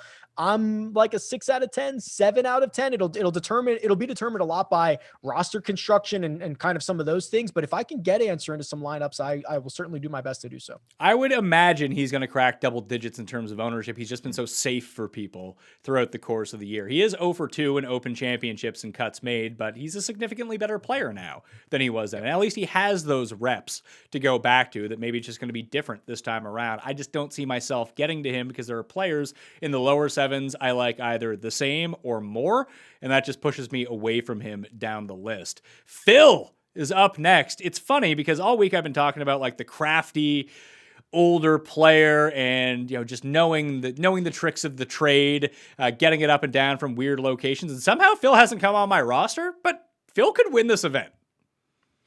Yeah, I actually I think there's a few events that Phil gets a significant bump at. Augusta National, certainly one of them. Remember Kiowa, while let's be real, he overperformed expectations by a large margin. He did things that were really difficult to predict, even though some of the approach gains had been coming for a couple of weeks. It was an absolute ceiling event. Well, Kiowa Island kind of linksy-ish for being here on our coast. And now you talk about creativity, the ability to get some short game magic. It does have to give Phil a boost. Do I think he's going to win it? No. Do I think he can finish inside the top 25? Certainly. Do I think it's going to be fun to watch one way or another? Absolutely. It's funny too, because when I look at all of the ownerships like Westwood and Sergio and all these guys are right around him, and they're all going to be 7, 8, 9, 10, 11, 12, whatever it shakes out to. Phil's legit going to be like 1.5% owned. Yeah, I mean, people think that he used the magic beans at Kiowa, which he might have, but there were some tangible gains with his irons leading into that event. Now, what he did was phenomenal and outperformed all of that. But most people are just going to say, "Hey, we got our Phil victory." Can't imagine he's going to win a second major. He doesn't have to win at this price tag, $7,500. He can go out and get you, I don't know, T12, and maybe he makes an eagle somewhere. I don't know, but he can certainly pay for himself with a nothing close to a victory. Obviously, he was a co-leader, basically making the turn at this course in 2011. And his Open Championship record, although not great anymore, has been pretty consistent over the last decade, starting in 2013 with his win at the Open Championship, 23rd, 20th, second miscut, 24th miscut. Like, it's kind of hit and miss what Phil you're going to get. But in terms of DraftKings scoring, if he makes the cut, he's probably going to outperform his position. Yeah, he's a good DraftKings scorer. Birdie, bogey, birdie, bogey. That's the type of scorecards you're going to see from Phil, not 18 pars, which is certainly valuable. I don't know how many birdie streaks are lurking out there this week, and it's certainly going to be weather dependent. But Phil in DK circles is certainly more valuable than his finishing position. Absolutely. Sungjae Im has withdrawn from the tournament. Matthew Wolff has withdrawn from the tournament. That leaves Sergio at $7,600. You could sell me on Sergio. I wouldn't want to play him, but that's usually a recipe for a good GPP play. Yeah, so I'm interested. So these guys, Sergio and Lee Westwood, these are kind of those artificial Euro boosts that I think some of these guys are going to get. I think Sergio. You know what? I don't think that Westwood is going to get it. I think that Sergio. Let me reverse that. I think that Westwood will get it. I don't think that Sergio will get that credit. Okay, that makes much more sense. And Sergio is just not all that popular. Anyway, the good news, he's coming off of 2 top 20s. The ball striking is there. He's very on brand, right? Is he going to putt well enough? That's really the question. You talk about good ball strikers who can kind of flight it correctly in the wind, who can put themselves in position. Sergio certainly goes there. If you can get him at, if you can not get that bump, right? If you get him at something manageable in terms of ownership, I would like that more than Westwood. I'll probably avoid both of these guys, but you could definitely sell me on a low-owned Sergio Garcia. I like Westwood a lot. I have a feeling that a lot of people are going to like Westwood a lot. This feels like the moment for him. If he's ever going to have one, this is going to be it. He's been so close for so many different tournaments already this year. Although his play has tailed off a lot. He kind of rebounded at the Scottish a little bit, then had a disastrous hole, and that was the end of him. And I could see that happening again to him here this week. I don't think that I'm going to get there at his price point, only because I think I'd rather take Phil at 1/7 the ownership and just hope for a lot of birdies, because I think they're at very similar stages of their career. Westwood is better still at this point of his career in terms of consistency, but I think that Phil still has just as much upside. Yeah, Westwood is, I mean, he's got everything pointing in his direction for this to be like a high ownership week. He's got like the narrative, he's got the experience, he's got the recent enough good play. People like him. They want to see him break through. There's just a lot of stuff that people are gonna be like, oh man, that'd be cool to play Lee Westwood. And you've got other guys who are very similar, arguably better, arguably with higher upside right around him. I can't imagine. I mean, if I make 150 lineups, he's going to be in some, but if I made 25, they would probably omit Lee Westwood. All right. So that's going to be one of the first things I do. Unstar Lee Westwood, star Phil Mickelson, but at $7,400 is a guy I've bet to win this event. If we're going to talk about, Jeff and I spoke about strokes gained magic beans, how Jordan Spieth is the overall leader in the most magic beans one can have on a golf course at any one time. Christian Bezuidenhout might be second. Actually, no, he's third. There's another guy coming up who is most definitely second. But Bezuidenhout has contended at courses where he shouldn't have all year. He was actually one that we talked about. I think it was a cross-off at Torrey Pines, just based on the way that his game is set up. And he actually played pretty well. He was in the third to final group at Kiowa before shooting like 80. Either way, this course actually sets up really well for him. He's a weird guy. Yeah, he does it. He does it a lot with the putter. You talk about the magic beans. That is certainly something that he has in the arsenal. I do like him on like a true link style course a lot more. You know, a couple of his wins, they came back to back in South Africa. He is seasoned in European Tour and Challenge Tour. He definitely plays over his head. And I think at some point I have to remove the blind spot and say, okay, I know that he's relying on the short game, but when you continue to pump it out, when you continue to do it seemingly every single week, and you perform at courses that you are not supposed to, there's something there. And that's kind of what happened with Matt Fitzpatrick earlier this year. And I think my opinion is starting to change on Christian Bezuidenhout. Oh, it's Christian? Is that how we're pronouncing it now? That's how you would technically, if you wanted to be a true South African, it'd be Christian, but because it's double A at the end, but Christian would certainly work. See, I'm not fluent in Afrikaans, so that's going to be tough for me. Although it does have that Dutch sounding influence from South Africa. Not shocking this guy is a golfer. I like him a lot. And if you said that like around the green and putting are severely overweighted at this course, although those things are far more random than things like driving and irons, his irons aren't bad. And his driving sucks, but it's not because of accuracy problems. It's because he hits it like 180 off the tee. Yeah, he's likely, yes, he's likely to get himself in too much trouble because of how short he hits it or anything like that. I mean, it is interesting. I think that he is proving a lot of people, myself included, very incorrect about the way that he's able to assert himself on the first couple pages of the leaderboard. So I'm in. I bet him at 80-1 with the top 8 each way because that is available right now. I think at DraftKings Sportsbook he is 110-1 at the moment. I would bet him $7,400. I like his price point a lot. Now we go to Francesco Molinari, one of the former champion golfers of the year. I still think he has the right game for this course. I just have no idea where he's at, but no one does, and therefore no one is going to use him. And this is a pretty cheap price. Yes, it is. I've tried to be more bold. Molinari has had a very weird 2 years. Obviously, everybody lost the 91 days. He moved. He didn't play for a long time. When he came back, we saw signs. Now we're not seeing that as much. It's just been a really weird stretch of golf for Francesco Molinari. I think that if you're able to get him, I mean, I don't know, a couple of percentage points, I think he's more interesting. I'll probably take a pass, but yeah, he's an experienced guy. And when he gets the putter rolling, which he hasn't done recently, it's scary. I just don't know if he can flip that switch. So I'm probably talking myself out of him as I continue to talk. All right. My main man, Garrick Higgo, is at $7,400 as well. Has had a lot of success at the European Tour. Not necessarily on the most linksy style courses, but another South African that can really get hot with the irons, but is chipping and putting quite good at the same time. And the shine is kind of off of a little bit of him now, where he had the win at Palmetto. He kind of fits a lot of these like weird trends that come in, except for his complete lack of Open Championship experience. I don't really know what to do with him. Again, there are just others I like from down here more, but they're all going to be really popular versus Higgo. Certainly true. I think there's a case to be made that, Higgo's like 2 shots away from making every single cut, right? He goes 64th the PGA Championship, then he wins Palmetto. It's like, wow, now he's playing over here full time. He accepts his membership, misses the cut at Torrey Pines by a shot, misses the cut at the Travelers by a shot. We've seen on weekends, if you make the cut on the number, a la Abraham Ancer at Travelers, you don't always go out and finish 4th, but his set of results would look a lot better if it was 41st, 52nd, 45th, win 64th. And I think people would be treating him differently. And we're talking about being 2 shots away from that. So I'm probably more excited about him just as this unknown entity to learn what he's going to become and how he's going to compete in some of these big time events. And I think he's worth the risk because we don't even know really what the upside is yet. And sometimes that's enticing.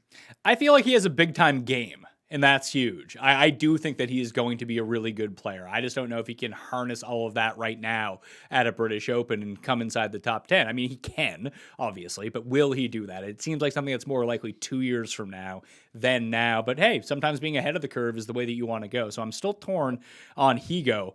Now we have a real conundrum on our hands. Daniel Berger is only $7,400. This seems like a massive mispricing, and Raza and I talked about this on the DraftKings Picks show, which everyone should go check out on Mayo Media Network and on the podcast feed. Smash the like while you're here as well and sub to the network. But after his performance at John Deere Classic, where he really wasn't all that good, he made the cut, that's fine. Do you think some of the shine is going to be off and he won't be overwhelming chalk? Because I can see that happening now. For sure. I just think there's other names here. We're going to talk about, Harris English in a second, who I think is similarly just mispriced, awkwardly priced. Those are two guys who are well-rounded, meaning they gain strokes in all four major categories. I think when you get to a place like Royal St. George's, I think that becomes very handy. So I do think that no one is sprinting to get Daniel Berger in their lineups. Should they be? Maybe not. His Open Championship history is fine, but I think that he sets up well as a guy who's pretty mispriced. Harris English, similarly. Harris English playing much better coming in. I just think those guys who have an all-around skill set, no real flaw in their game, are very valuable in situations like this. Yeah, it does seem to me like being the number 12th ranked player in the world and being $7,300. And Harris English going to garner a lot of ownership, but he is one of the guys that I am taking this week. Yeah, and I think so Harris wins Tournament of Champions, then he and I don't blame him, for a couple of months wasn't all that good, right? You got a couple, $1.5 million in your pocket, you've got the new exemption, you haven't won in a while, all good. Now we're starting to see him get back into form. We're starting to see him gain strokes across the board again. We're starting to see, he goes out, he wins at the Travelers, which was certainly not expected, but he finished third at the Open Champion, or the US Open, in the start before. We're starting to see that version, the 2020 version of Harris English, who was a top 10 strokes gained player. Like, he was a big time player last year. We're starting to see that again, and this price is much too low. He's going to be very popular. I think it's okay to eat the Harris English chalk here. Not every lineup, obviously, but if we do the best plays lineup at the end, which we will do, Harris English is probably going to find his way into that lineup. Robert Macintyre, the Scot, is up next. He did everything besides putt at the Scottish Open last week. Very similar to actually like Rahm's numbers when you just go and take a look at how the strokes gained actually turned out. He had a top 10 in his Open debut at Portrush. Obviously, this is a different course, but plays pretty well on links. He definitely has enough length to, if that becomes a deciding factor, that no one's really looking at length whatsoever. But if the wind is behind you, you can drive some of these par fours. And we've seen him do that on other courses going through it as well. That Bobby Mack might be a play here. And it seems like everyone's kind of off of him now.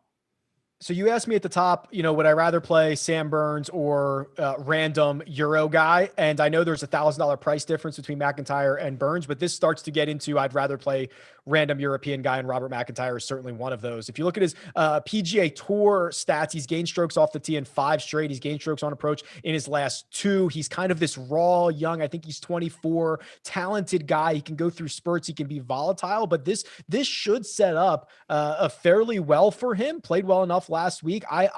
This is where I start to invest in these Euro guys who play a lot here, play a lot there, and we can try to parse out who's good and who's not. But Robert McIntyre, I think, makes the good list. He has one miscut in 2021. That was at the Players Championship. He made the cut at the Masters. He made the cut at the PGA. He made the cut at the US Open. He came top 10 at the Bedfret British Masters, hosted by Danny Willett. Also, he had he was third in the Desert. I believe that is the one that Paul Casey ended up winning. I do worry a little bit, although he has had some link success in his career, that he might just have more like Paul Casey, more of an American style game, although he is Scottish. So theoretically, growing up on mainly links courses, he should have some good experience on this type of format. And also, he's like 16 years younger than Paul Casey, so we'll see what his career turns into, whether he's a more American style or more European style player. And I think it is worth the risk that he is a very good link style player. All right. I'm in on that. And you can look at one thing from the Scottish Open from a week ago and say, you know what? It was a lower scoring event. It's a lot like 2 years ago at the Scottish Open when Bernd Wiesberger won with a super duper low score. And it was just more that type of an event. And you can say that, but then you look back at last year's Scottish Open. It was a very difficult Scottish Open with a lot of wind, a lot of disastrous conditions. And he was T14 there as well. So I think even if you crank up the wind machine, that he is going to be okay. I'm with you. I think that Robert McIntyre is a play. Is Ricky Fowler a play, though? No. I don't think so. I'm getting more excited about Ricky. The putter's coming around a little bit. That was the weapon he lost, and it applies a lot of pressure to the rest of your game when you lose your weapon, which is the flat stick. We're starting to see him get a little bit better. I'm going to be late on Ricky. I'm happy to be early on a lot of guys, but this is now 18 months. I mean, it's been a while since we've seen Ricky really be himself. So no, I will miss the boat on Ricky when he finally and hopefully contends and maybe wins something again. It would be one thing if no one was using Ricky, be like, oh, here's a sneaky Ricky play, like at the PGA Championship, essentially, when no one used him and he played really well. People are just, the first sign of life, everyone is back all in on Ricky, and I'll let them do that. Yeah, I mean, he's for how many years has he been 5 to 10% more owned than he should be, and that's probably not as drastic now. Maybe it's only a couple percent, but yes, I'm not nearly as convinced. But I'm hoping, fingers crossed, hoping he's headed in the right direction. Woodland, Henley, and Noren are up next. Do you have interest in any one of these three players? Because I do not. Oh, okay. Give me Noren then.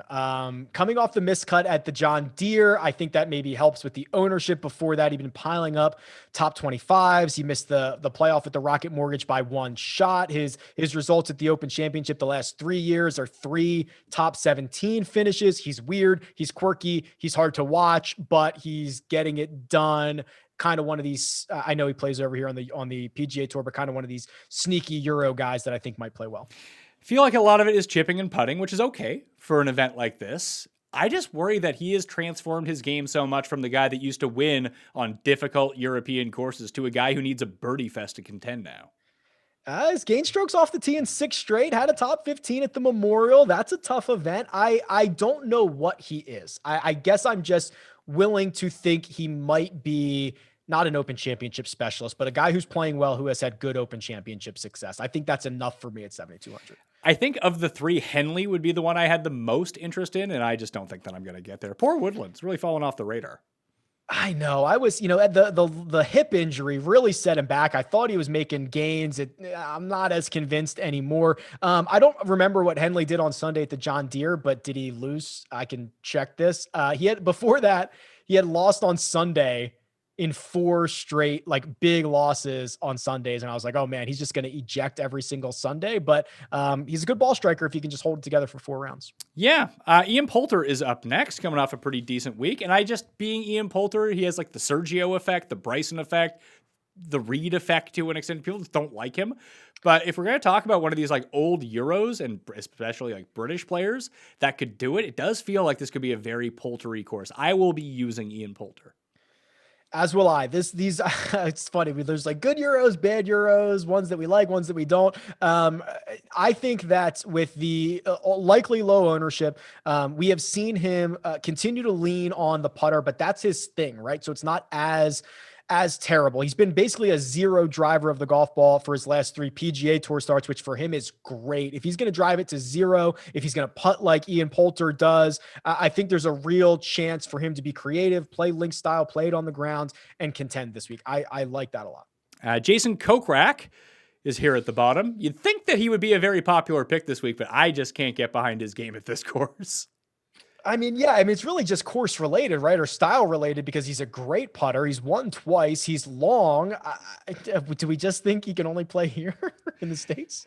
I feel like, he is a secret Canadian from North Bay, Ontario, sure, playing under the American flag. So maybe that can bail him out a little bit. I don't know. But these bunkers are hard enough. He might die in a bunker here.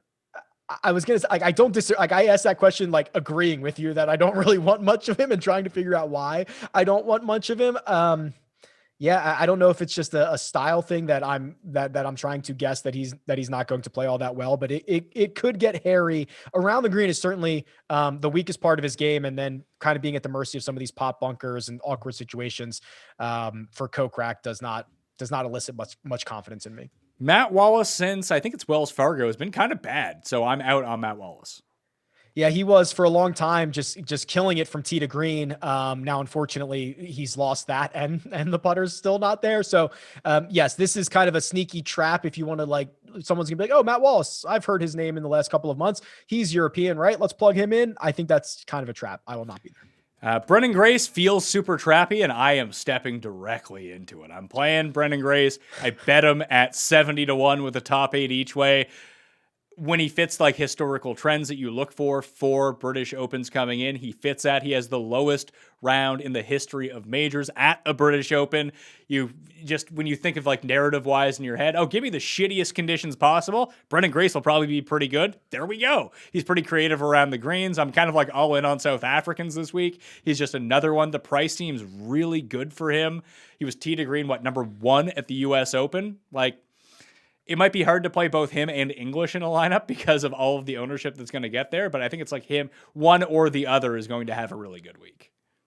This is almost certainly a trap, and I'm much more willing to step into it with you. I mean, even if you throw in the fact that, his win this year came at Puerto Rico, which I understand this is not that, but windy type conditions, even his play at the US Open and the Memorial, that garners, I think, a lot of respect. He's gained strokes essentially across the board. He lost a little bit at the US Open on the putting greens. If you're going to do that, that's fine. So yes, this feels very trappy for this price in this spot, but I'm hovering my foot over it. I think it's fair. All right, it's time to rapid fire through the rest of these guys and talk about only the ones that we like. You can assume if we're not mentioning their name, we don't have a ton of interest in them this time around. So I have Guido, EVR, Victor Perez, and Kuchar in the low 7s that I just kind of want to talk about. Do you have any interest in any of those 4 guys?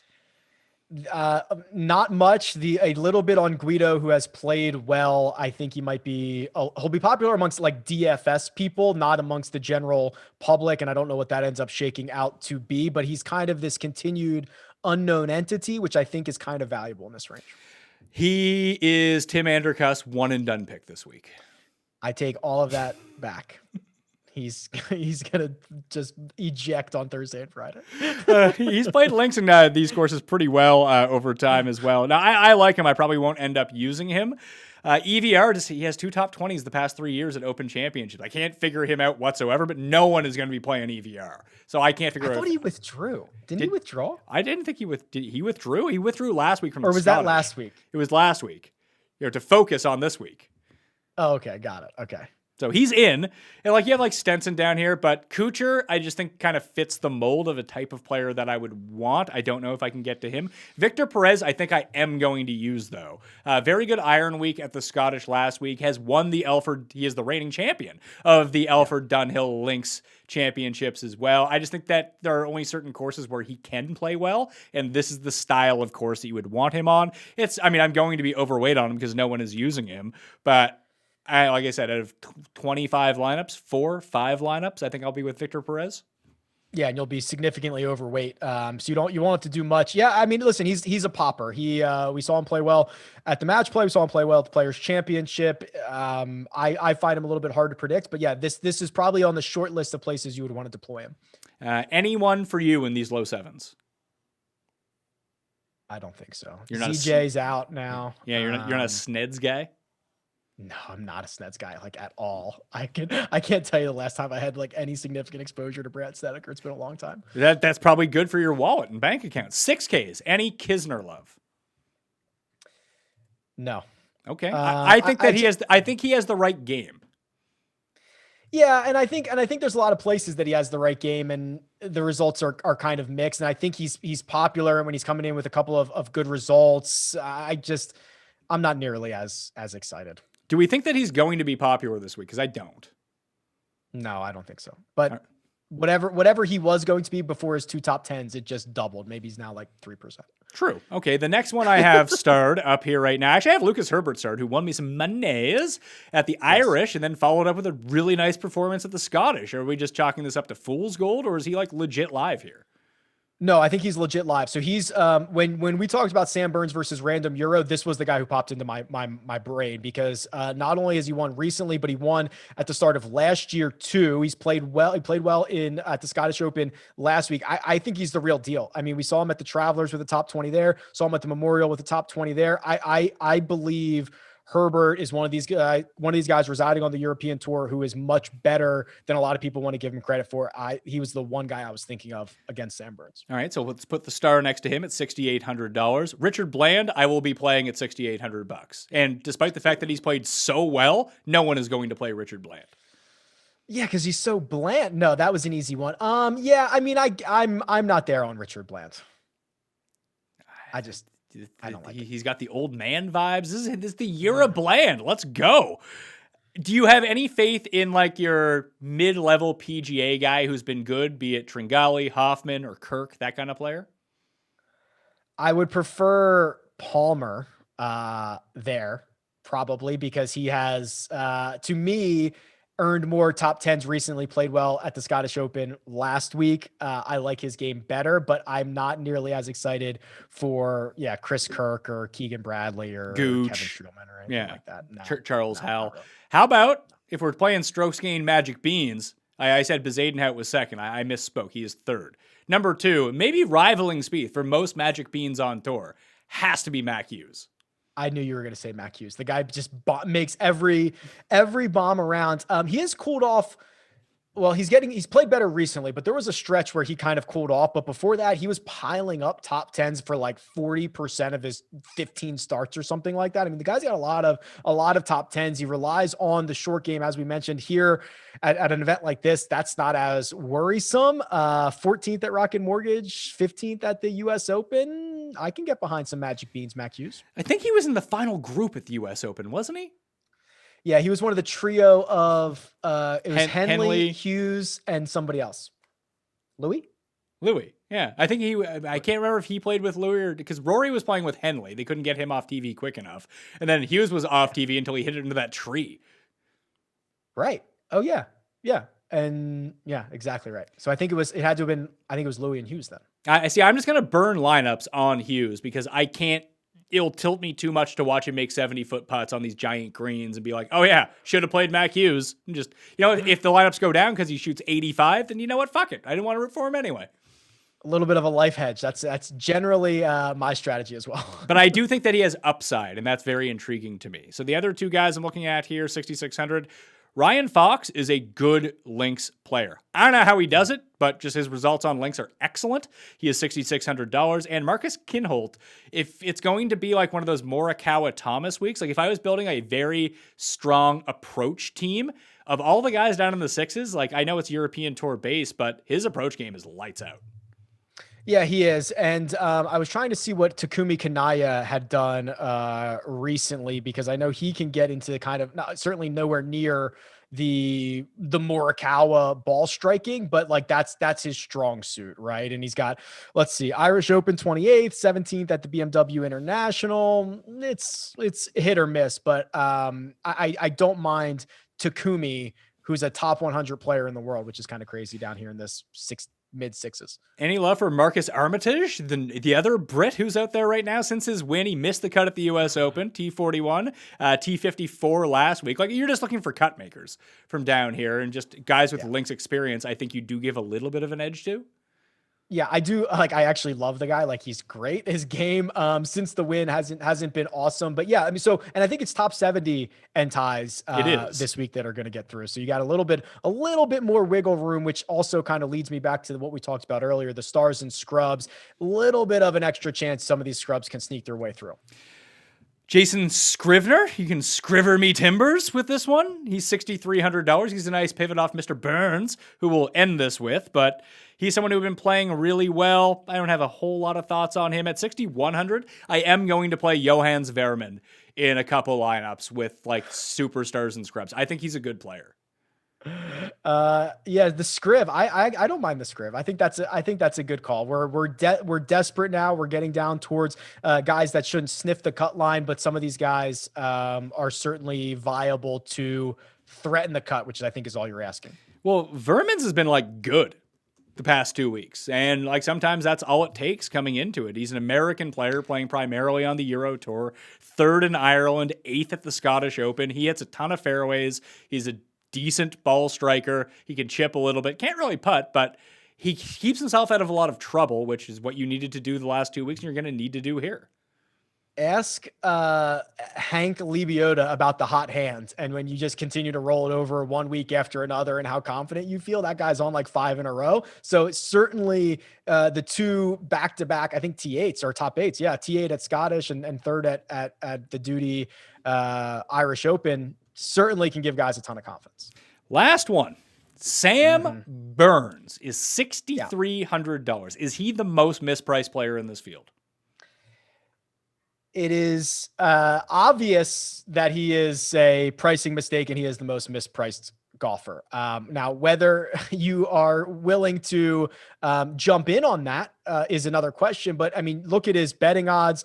He is, last I checked, he was like 80-1. The guys around him are 300, 350-1, something like that. It is just so clear that this is a misprice for a guy who's won this year, who's played well, not at major championships, but played well. It's clearly a misprice. The next question is, what do we do with it, knowing that he's going to be, what, 25, 30% owned? Do you think that he ends up being that high? Because I have a feeling. How can he not? Well, that's what I'm really waiting right now. Like, if so far of the lineups generated, because I think that everyone, because remember this happened with Kyle Stanley at Memorial a few weeks back, where he entered late and he was $6,100. I played all the Kyle Stanley I could handle. I didn't care how high he was, and he was a good play. Like, he was mispriced to the point where he allowed me to do whatever I wanted in my lineups, and I just made a different lineup up top as other people. I didn't win, but Kyle Stanley wasn't the reason that I didn't win. He was in GPP winning lineups. Corey Connors was this way at the Masters this year, where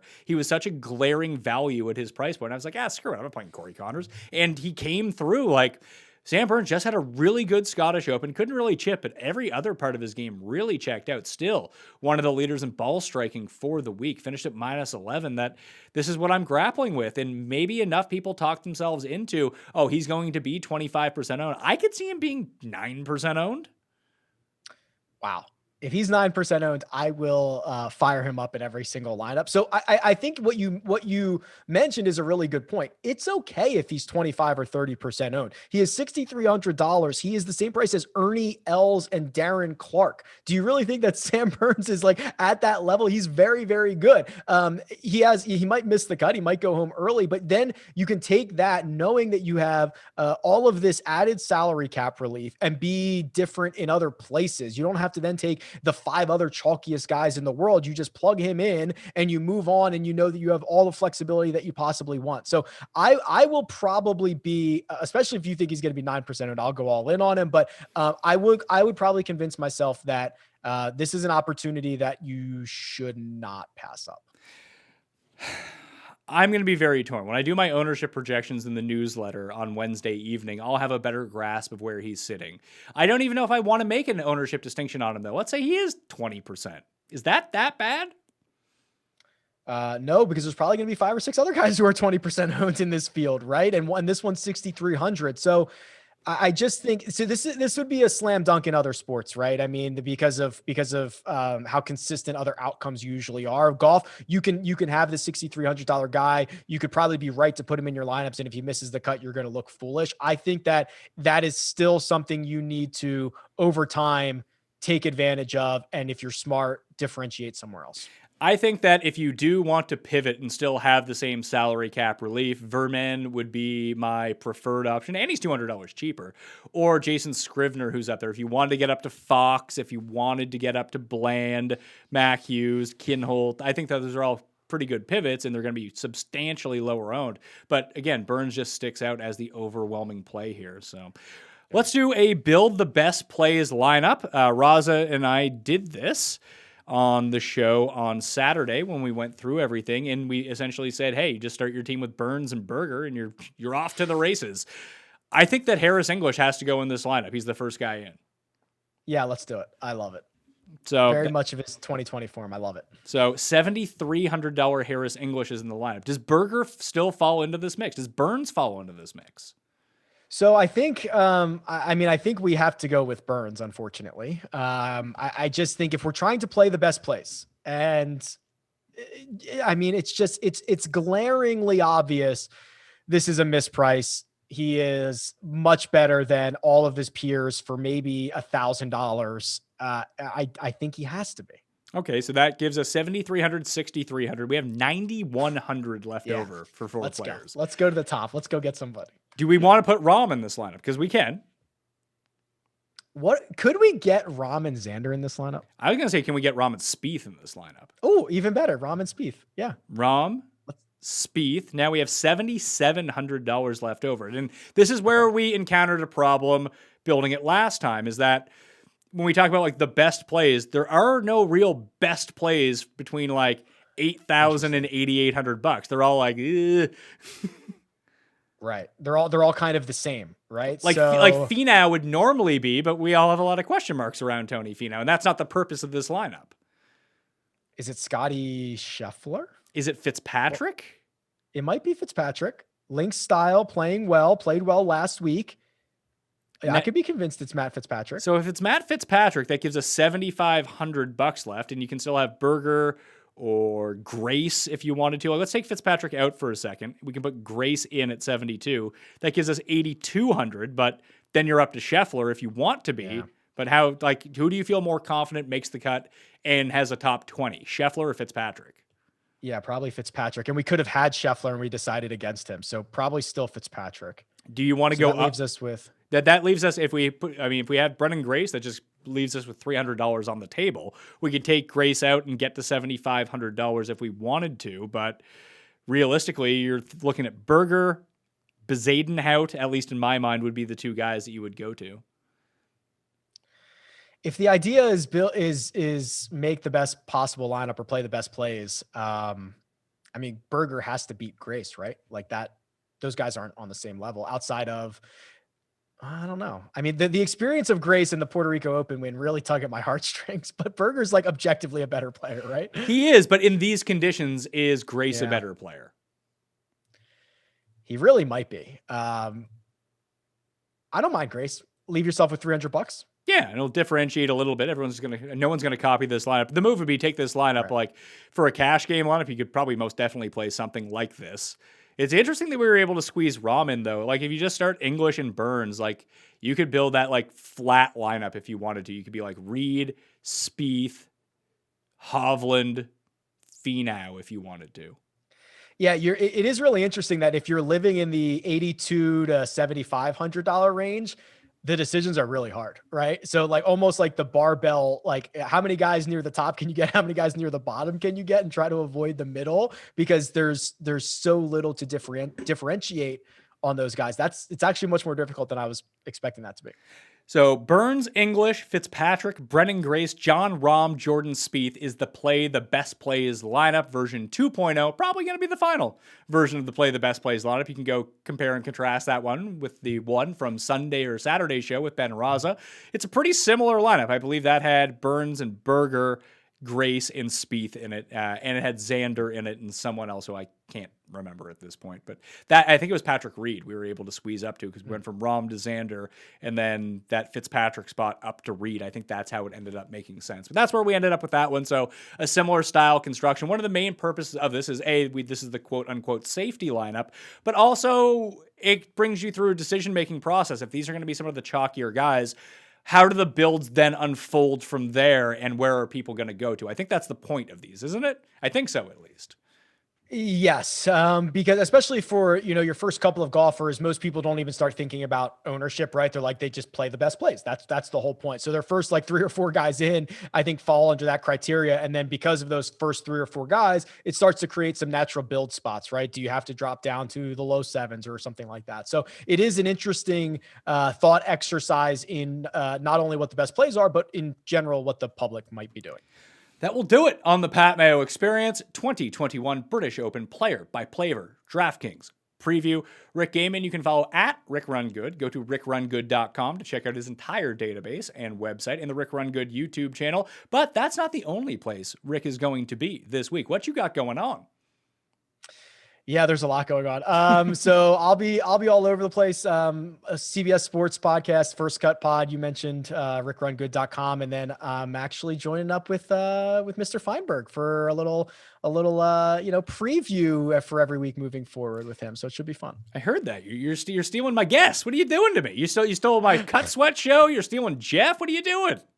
I let you, work out all the kinks, and then I just swoop in and just take it from there. So thank you very much. Well, I look forward to tuning in anyway. We're still 50-50 on the Cut Sweat show just because I have some life things going on that I may not be able to make work. But, I'm going to try to throw up a rival Cut Sweat show to yours, Rick. I hate to tell you. I love it. And I imagine our Cut Sweats are entirely different. No, no, I don't believe that for a second. I do the data driven one. You do the more entertaining, like Cust and Jeff, and see where this thing goes. So, you can have your cake and eat it too. They are certainly completely different Cut Sweats. All right. Once again, I told you about the giveaways at the beginning. You can play in the Listeners League and fantasynational.com/Mayo. Sub to the channel, smash the like button, all that fun stuff. Check the description of the video or the comment section and pull it down, and you will find all of the information in there for all the shows, all the articles, everything that you need to get yourself prepped for the 2021 Open Championship. Lineup lock time is 1:30 a.m. Eastern time on Thursday morning. That's a.m., remember, not p.m. The time change is that way, not that way. I guess if you're looking into the camera, it's completely different. Either way, you can fucking figure it out on your own. The newsletter is in there as well. Thank you all for watching. I'll be live noon Eastern time on Wednesday taking your questions. Then Rick will be live after me on the Rick Run Good YouTube channel. You can ask the same question twice and get two wildly different answers. That'll do it for me. I'm Pat Mayo. I'll see you next time. Pat Mayo Experience! Experience!